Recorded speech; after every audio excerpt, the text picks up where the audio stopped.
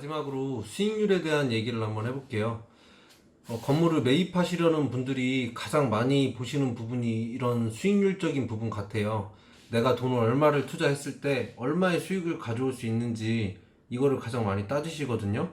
저도 이 수익률이 당연히 중요하다고 생각은 해요. 이 앞선 두 가지 제가 말씀드렸던 상권이나 인테리어 이런 부분들도 그 수익률하고 사실 모든 조건들이 맞물려야 최상의 컨디션으로 그 임대사업을 유지를 하실 수 있을 것 같아요.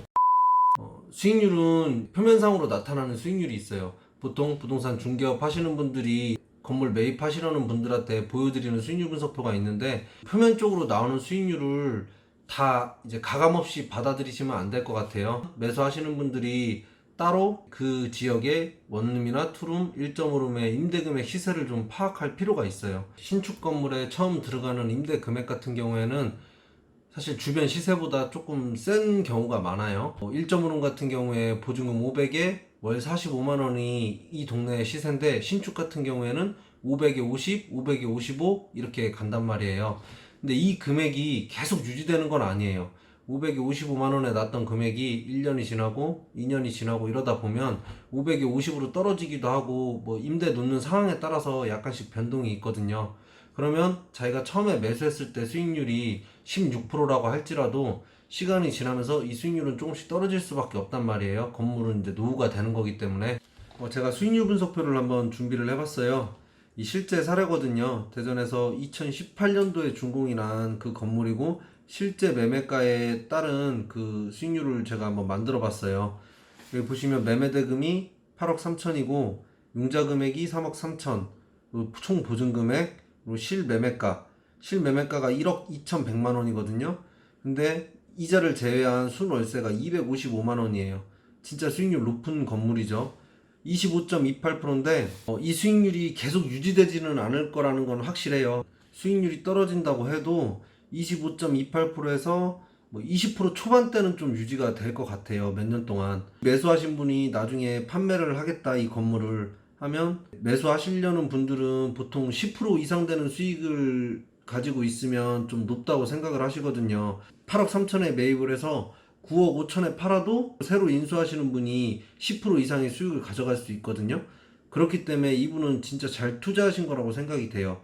공실 없이 돌아가기만 한다면 이분 같은 경우에는 수익도 꾸준히 보시다가 나중에 판매하실 때 양도 차익도 볼 수 있는 그런 투자라고 생각을 할 수 있을 것 같아요. 예를 들어서 내가 10%짜리 건물을 매입을 했어요. 매입을 해서 운영을 하다 보니까 임대 금액이 계속 유지되는 건 아니잖아요. 건물이 노후가 되기 때문에 조금 떨어질 수가 있는데, 10%로 처음에 매입을 했다가 한 2, 3년 후에 보니까 내가 8% 정도의 수익률밖에 가져올 수가 없는 거예요. 근데 이제 매매를 하고 싶어졌어요. 그래서 매매를 내놨는데, 내가 원래 취득했던 금액에서 여러 가지 비용들이 있을 거잖아요. 중개 보수도 있을 것이고 취득세라든가 이런 거 다 내셨을 거란 말이에요. 그래서 그 비용만큼 플러스해서 내놨는데, 매수하시려는 분이 보기에는 이제 수익률이 더 떨어지는 거예요. 원래 8%였다면 지금 그런 비용들이 붙어서 6%, 5% 이렇게 내려갈 수 있단 말이에요. 그럼 당연히 매매가 안 되겠죠. 근데 이 매도인은 팔고 싶은 거예요. 그러다 보면 매매 금액이 떨어질 수밖에 없잖아요. 잘못하면 자기가 샀던 원가보다도 싸게 파는 경우가 생긴단 말이에요. 그게 가장 문제인 것 같아요. 이 10%의 수익, 8%의 수익으로 5년 동안 임대 수익을 가져왔는데, 그 금액이 5년 동안 뭐 1억 정도 벌었다고 해보면 나중에 판매를 할 때 원가보다 뭐 4, 5천만 원 싸게 팔았다 이렇게 된다 그러면 5년 동안 운영해서 5천만 원 번 거란 말이에요. 근데 그동안 뭐 임대 중개 수수료도 냈을 것이고 뭐 재산세라든가 여러 가지 비용들이 또 나갔잖아요.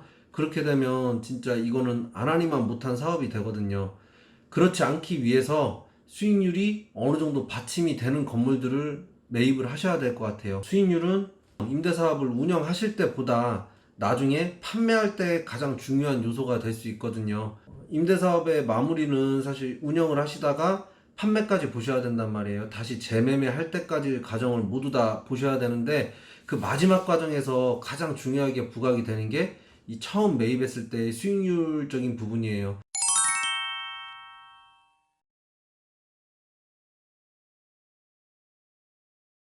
설명해드린 걸 정리를 한번 해볼게요.